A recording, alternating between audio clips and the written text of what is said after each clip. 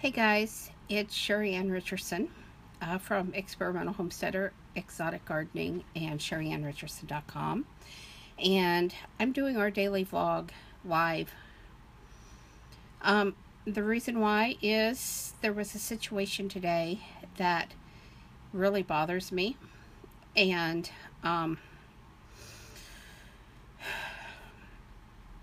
feel the need to speak out about it. I was out at Joann Fabrics today, and a friend of mine and her husband, hi everybody, came in and said there was a lady laying out on the sidewalk that was hurt.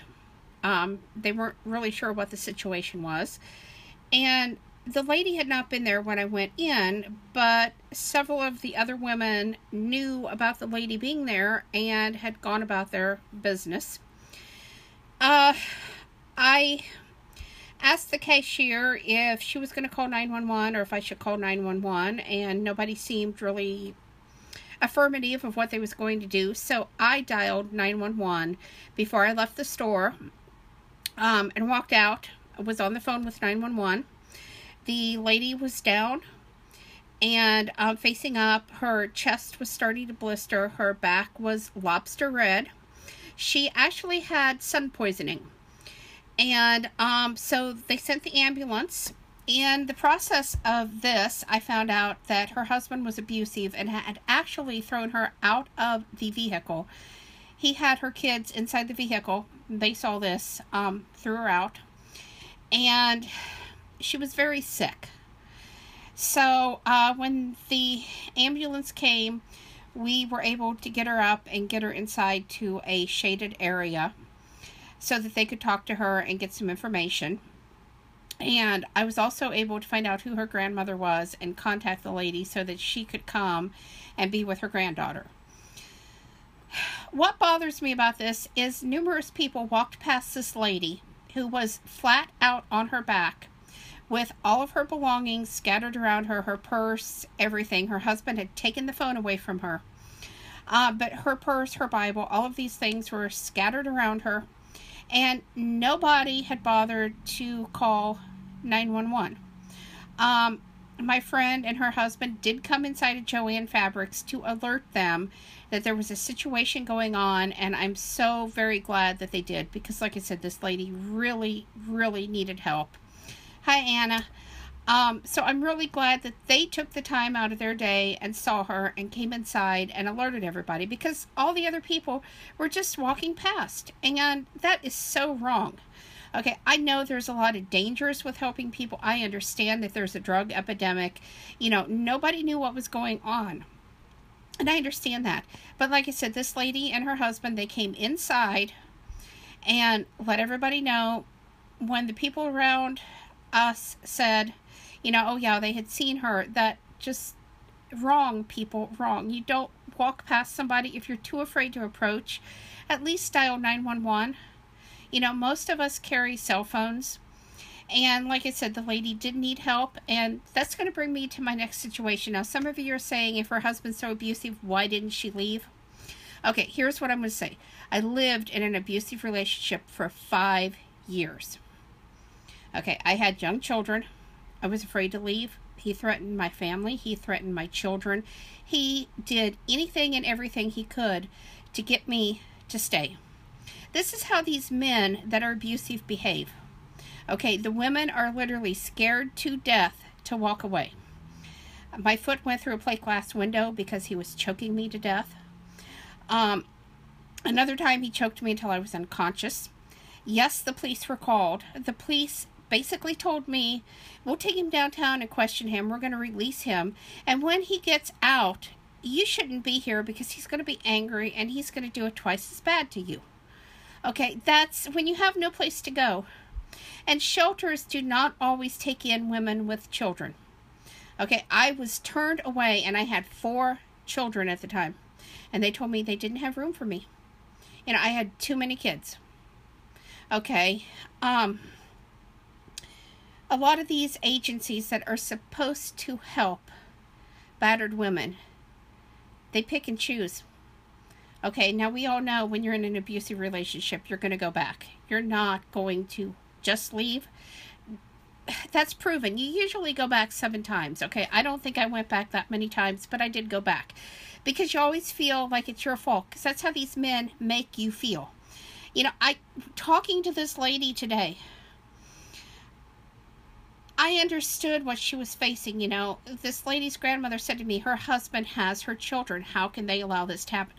Because this is what happens, people.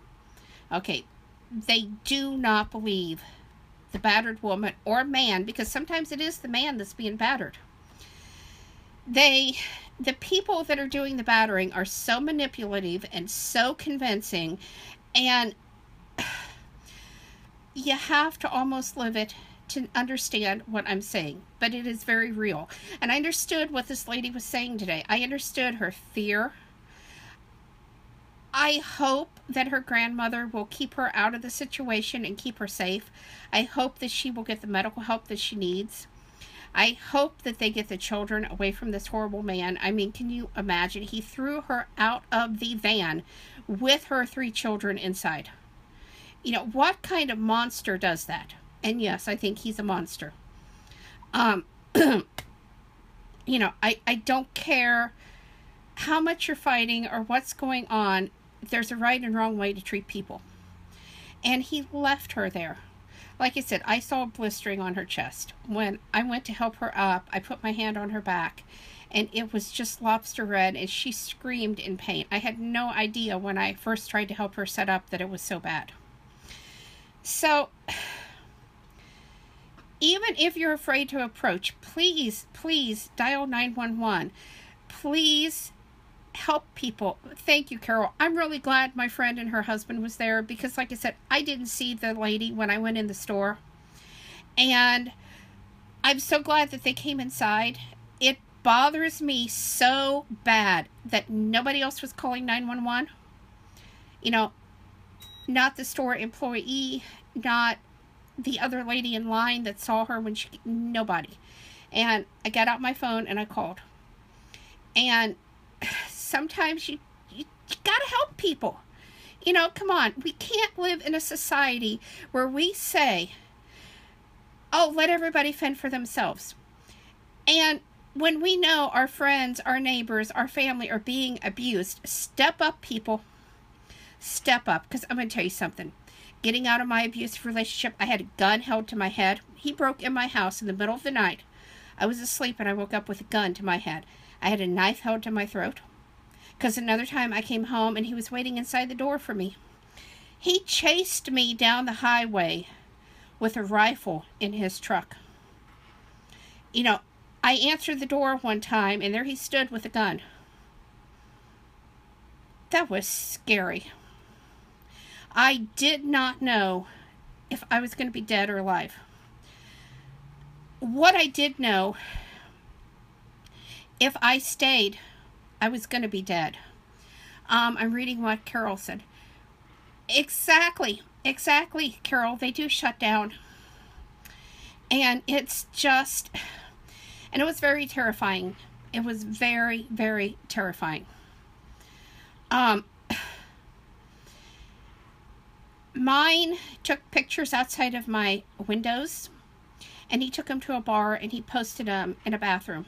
I knew the bar owner because I had rented one of my shop buildings off of him, and someone told him there was pictures of someone posted all over the bathroom walls. He went in and pulled those pictures and called me and said, there are pictures of you inappropriate posted all over the bathroom wall down here.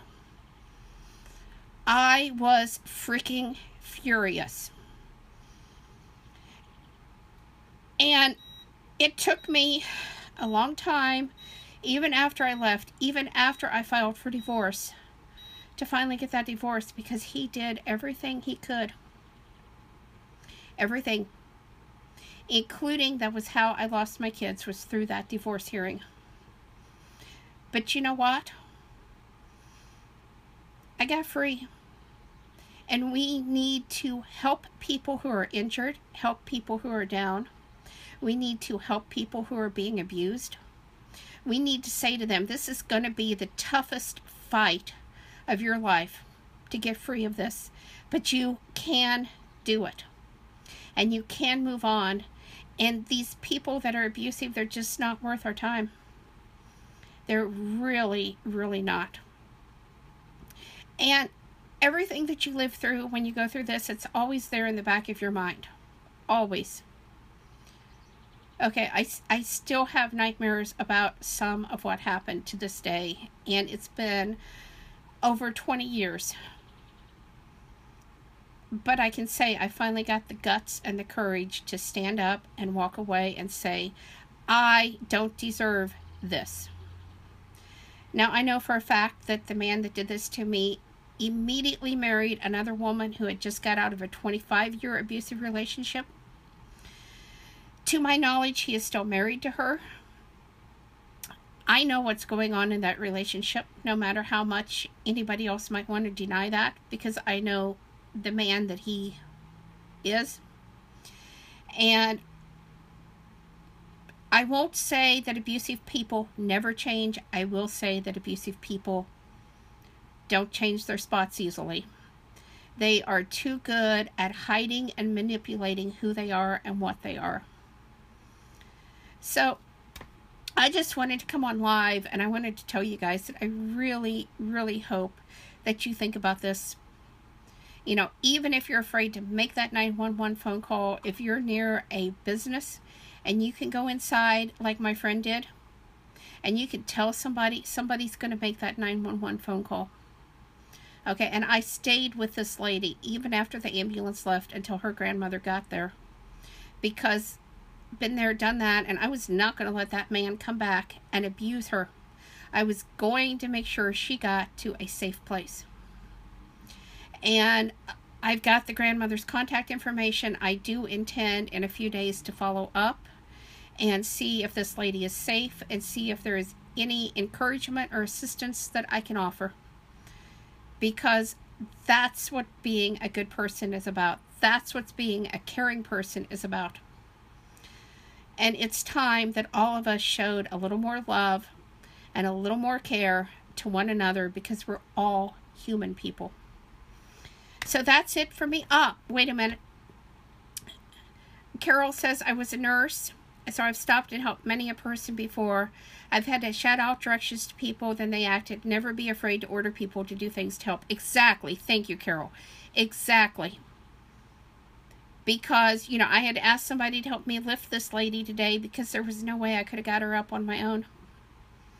And I had asked another lady to please take my phone and please take my bag, because I didn't want to just lay it down.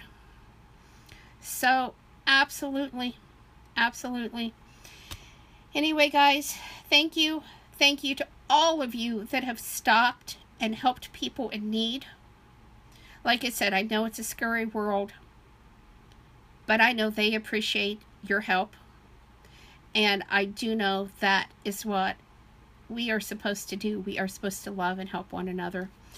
So anyway, guys, this will be up on YouTube later. I hope you will share it with other people, because this is a really important message to get out.